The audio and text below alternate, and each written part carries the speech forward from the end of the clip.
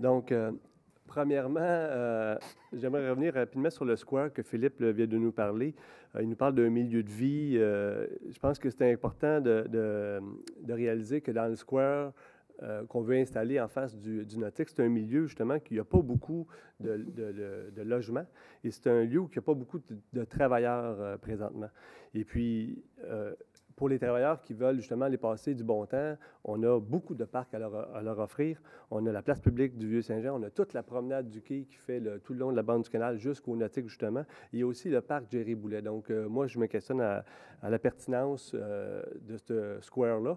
Et je n'ai rien contre le Royal 22e, bien au contraire. On pourrait leur faire un monument quelque part. Et puis, on devrait, à mon avis, privilégier l'aménagement de cases de stationnement.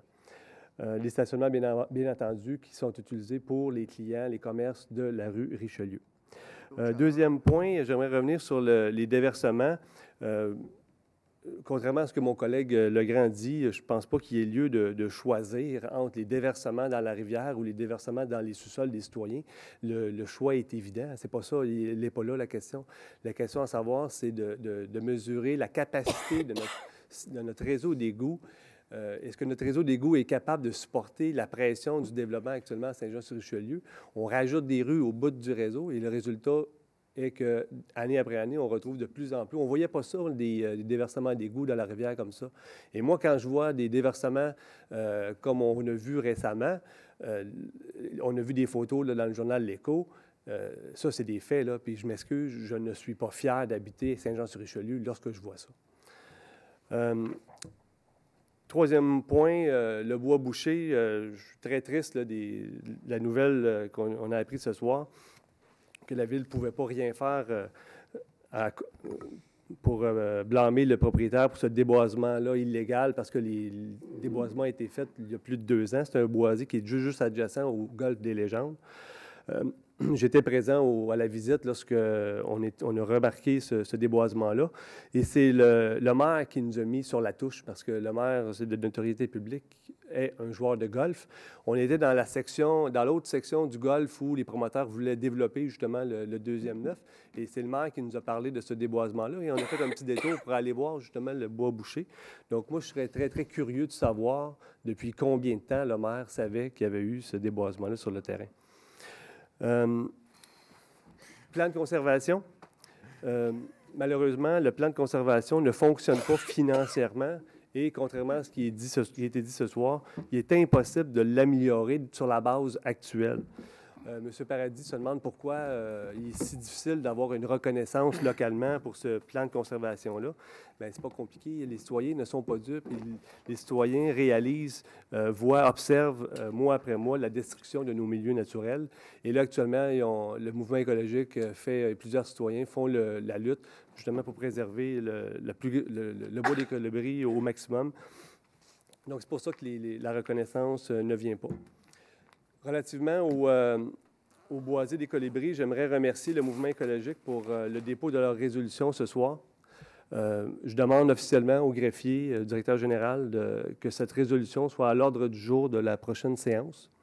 Donc, j'en ferai la proposition.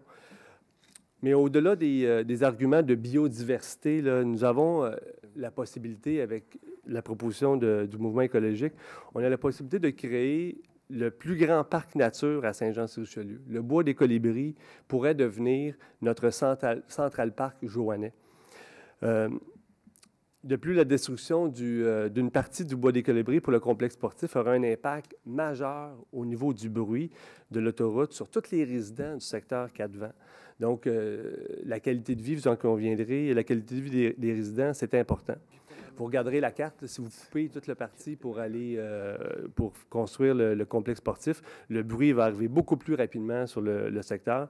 La notion du bruit nous est amenée par plusieurs résidents. On se questionne, les résidents de la rue Douglas, les résidents de la rue Neuve-France veulent avoir des murs anti-bruit. On en a un mur anti-bruit ici. Il est gratuit et il est naturel. Donc, il ne faut pas couper la partie du bois des colibris. Et j'espère que le Conseil va revenir sur sa décision. Il est encore temps d'agir. Et dernier point, ce soir, le Conseil municipal a donné un avis de motion dans le but de modifier le code d'éthique des membres du Conseil afin d'améliorer le climat au Conseil. Je voulais dire que j'accueille très favorablement ce projet de règlement. Je pense même que ce projet de règlement présente des pistes de solutions intéressantes et que le projet pourrait être amélioré. Je pense, entre autres, que ce règlement pourrait... j'en ferai la suggestion à la prochaine réunion. Premièrement, dans ce règlement, on pourrait aussi ajouter la notion du respect envers les citoyens qui viennent poser des questions, qui viennent aux assemblées semaine après semaine. On pourrait aussi préciser dans ce règlement-là quelques éléments, entre autres que les propos diffamatoires seraient également interdits dans les comités pléniers et également dans les réunions privées. Et aussi, je pense que les nouvelles modalités qu'on rajoute dans ce code d'éthique pourraient aussi être ajoutées dans le code d'éthique des fonctionnaires, qui eux aussi doivent respect aux élus. Ils doivent également répondre aux questions des conseillers, des citoyens, peu importe les allégeances politiques. Merci, M. Berthelot.